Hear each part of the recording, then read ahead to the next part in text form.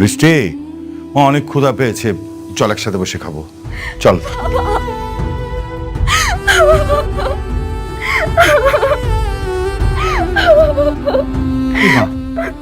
মারে, তুই কান্না করছিস কেন?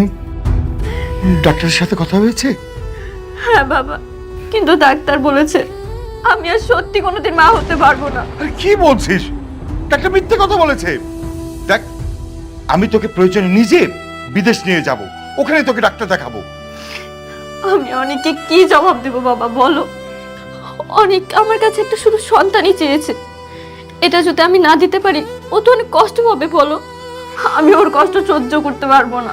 মা, মারে, আমি তো তোকে বললাম আমি দেখবো। আর জানিস মা, আল্লাহ অনেক মহান, আল্লাহ নিশ্চয়ই তোকে এত কঠিন শাস্তি দেবে না। নামাজ পড়, মন থেকে আল্লাহর কাছে দোয়া চাপ, আল্লাহ আমাদের সব বিপদ থেকে রক্ষা করবে।